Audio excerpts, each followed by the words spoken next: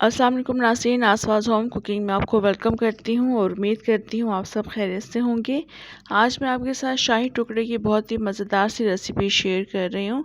और शाही टुकड़े आपने काफ़ी दफ़ा बनाए होंगे, खाए होंगे, मगर जिस तरह से मैं बना रही हूँ थोड़ा सा डिफरेंट तरीका है। उस तरीके को आपने लाजमी फ़ॉलो करना है, देखना है। इंशाल्लाह आपके शाही टुकड़े भी बहुत मज़ेदार बनेंगे। तो रेसिपी को स्किप मत कीजिएगा, एंड तक देखिएगा। चैनल पर नए हैं तो चैनल को सब्सक्राइब ज़रूर कर लीजिएगा। वीडियो अच्छी लगे तो लाइक ज़रूर कर दीजिएगा। तो चलें मज़ेदार से शाही टुकड़े बनाना शुरू करते हैं। यहाँ पर मेरे पास एक बॉल है जिसमें मैं दूध शामिल कर दूंगी 1 कप के बराबर। ये बॉइल्ड मिल्क है पहले से और ठंडा दूध है।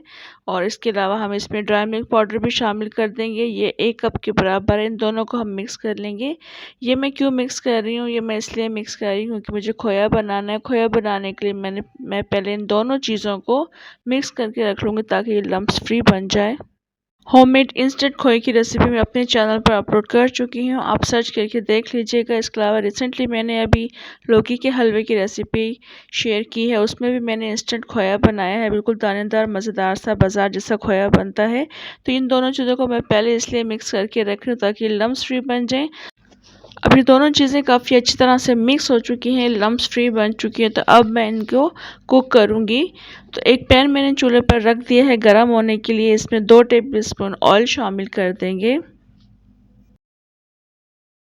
ऑयल जब जिस वक्त थोड़ा सा गर्म हो जाएगा तो उस पर हम दूध वाला मिक्सचर हम ऐड कर देंगे जो हमने पहले से मिक्स करके रख लिया था, लम्प्स फ्री कर दिया था। आप इस वक्त भी इसमें शामिल कर सकते हैं, लिक्विड मिल्क ऐड करने के बाद ड्राई मिल्क ऐड कर सकते हैं, मगर ये है कि उसको आपको काफ़ी ज़्यादा बीट करना पड़ेगा, चम्मच चलाना पड़ेगा और लम्प्स फ्री करना पड़ेगा। तो बस हल्की आंच पर इसको यहाँ पर कुक करते हुए इसको हम थोड़ा सा थिक कर लेंगे। हमने इसको पॉरिंग कंडीशन में रखना है। सारी कंडीशंस मैं आपके साथ शेयर करूँगी। हमने इसे दानेदार खोया नहीं बनाना है, हमने इसको पोरिंग कंडीशन में रखना है। वो मैंने क्यों करना है वो मैं आपको आगे स्टेप्स दिखाऊंगी। इस वक्त ये काफ़ी ज़्यादा थिक हो चुका है, इससे ज़्यादा हम कुक करेंगे तो ये दानेदार बनता चला जाएगा। तो बस इस वक्त इसको हम यहाँ से फ्लेम ऑफ कर देंगे, ठंडा कर लेंगे क्योंकि ये मज़ीद ठंडा होने के बाद गाढ़ा हो जाएगा।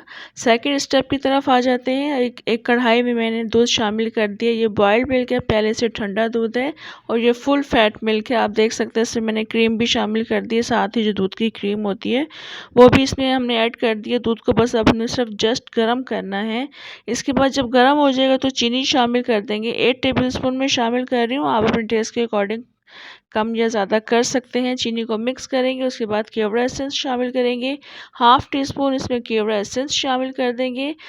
बस अब चीनी को हम डिज़ोल्व कर लेंगे। 3 से 4 मिनट के लिए इसको कुक करेंगे, चम्मच चलाते रहेंगे। चीनी जिस तक डिज़ोल्व हो जाएगी तो हम 2 टेबल स्पून कॉर्नफ्लोर को थोड़े से पानी में घोल के डाल देंगे। इसको बस थोड़ा सा थिक करना है, बिल्कुल कस्टर्ड फॉर्म में हमने नहीं बनाना है, ये हल्का सा हमने इसको थिक करना है।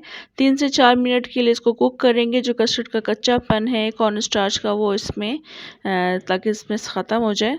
इस वक्त ये थोड़ा सा गाढ़ा हो चुका है, बस ज़्यादा गाढ़ा नहीं करेंगे। इसको अब एक तरफ रख देंगे और थर्ड स्टेप की तरफ आ जाते हैं। ब्रेड के कुछ स्लाइसेस ले लेंगे जिस तरह से हमें रिक्वायर्ड होंगे। मैंने स्मॉल ब्रेड ली है, उसके कॉर्नर्स को हम रिमूव कर देंगे और उनको हम ज़ाया नहीं करेंगे, इनके हम ब्रेड क्रम्स बना लेंगे। और जो जो स्मॉल ब्रेड है उसको मेरे चूज़ करने का मकसद है सिर्फ यही है क्योंकि मैंने इसके दरमियान से भी इसको हाफ़ करना है। अगर आप बड़ी ब्रेड का इंतखाब करेंगे तो आपने उसको क्या करना है, बड़ी ब्रेड के फिर आपने एक स्लाइस में से 4 पीसेस इस तरह से निकाल लेंगे। क्योंकि छोटी ब्रेड है तो मैंने इसमें से 2 पीसेस इस तरह से ट्रायंगुलर शेप में निकाल लिए हैं। तमाम ब्रेड के स्लाइसेस को इस तरह से कट कर लेंगे ट्रायंगुलर शेप में। आप देख सकते हैं जितने मुझे रिक्वायर्ड थे। तो अब हम क्या करेंगे, इसको अब हम फ्राई करेंगे। ऑयल हमने गरम कर लिया है, ऑयल में हम इनको जो ट्रायंगुलर शेप्स हैं ब्रेड की इनको हम ऐड कर देंगे, इनको फ्राई करेंगे और हल्का सा इस पर कलर लेकर आ जाएंगे। दोनों साइड्स पर इसको हम कुक कर लेंगे। जैसे ही कुक होना शुरू हो जाएंगी एक साइड से तो हम इनको अब टर्न कर लेंगे।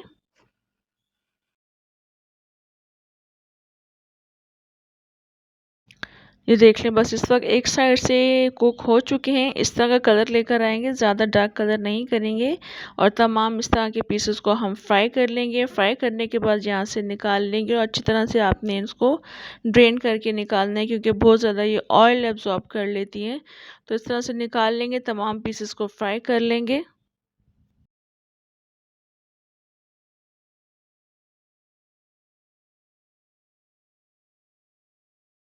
तमाम ब्रेड के स्लाइसेस को मैंने इस तरह से ब्राउन कर लिया है, आप देख सकते हैं। अब वो जो खोया हमने बनाकर रखा था ठंडा हो गया है, वो इन ब्रेड के स्लाइसेस पर हम लगा देंगे। दूसरा जो हमने बनाया था ट्रायंगुलर शेप जो फ्राई किया था, वो उसके ऊपर हम इस तरह से लगा देंगे। तमाम जो ट्रायंगुलर शेप्स हैं उनके ऊपर हम खोया लगाते चले जाएंगे और दूसरा जो ट्रायंगुलर शेप है उसके ऊपर रख देंगे, यानी सैंडविच की शक्ल में हमने इनको बना लेना है। इस तरह से तमाम मैंने इस तरह से रेडी कर लिए। अब हम इनको असेंबल करेंगे।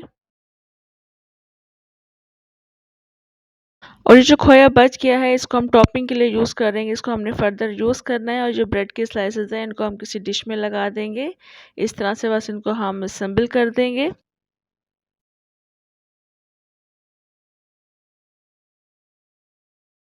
इसके बाद इसमें हम जो दूध वाला मिक्सचर था जो हमने पहले से रेडी करके रख लिया था वो इसके ऊपर पोर कर देंगे। और अपने ख्याल रखना है कि ये दूध वाला जो मिक्सचर है ठंडा नहीं होना चाहिए, क्योंकि फिर इस तरह ब्रेड के जो पीसेज है सही से ये दूध को एब्जॉर्ब नहीं करेंगे, सख्त रह जाएंगे। तो थोड़ा सा ये ठंडा हो गया था तो मैंने भी इसको दोबारा से गर्म कर लिया था। नीम गर्म करने के बाद मैंने इसको इसमें पोर किया है। इस तरह से ब्रेड के स्लाइसेस के ऊपर पोर करेंगे ताकि ये ऊपर से भी अच्छी तरह से सोक हो जाए और बाकी जो दूध है वो बाकी भी एब्जॉर्ब हो जाए। इसको मैंने बादाम के साथ गार्निश किया था। आप अपनी मर्ज़ी का कोई सा भी ड्राई फ्रूट लेकर इसको ऐड कर लीजिएगा। इसके बाद जो हमने खोया बचा लिया था वो हम इसकी टॉपिंग के लिए यूज़ करेंगे। ब्रेड की जो स्लाइसेस हैं उसके ऊपर ऐड कर देंगे और ऐड करने के बाद दोबारा से मैंने इसके ऊपर बादाम से गार्निश कर दिया है। बस इस तरह से बादाम ऊपर से ऐड कर देंगे, उसको ठंडा करने के लिए रख देंगे। मैंने 2-3 घंटे के लिए रखा था इसको ठंडा होने के लिए। अभी इस वक्त मैंने इसको फिश से निकाल लिए, काफ़ी ज़्यादा थिक भी हो चुके हैं, काफ़ी ज़्यादा इन्होंने ब्रेड ने दूध भी एब्जॉर्ब कर लिया है। तो अभी मैं आपको उसको चेक भी करके दिखा देती हूँ किस कदर ये सॉफ्ट और मज़ेदार सी ये शाही टुकड़े बनकर तैयार हुए हैं।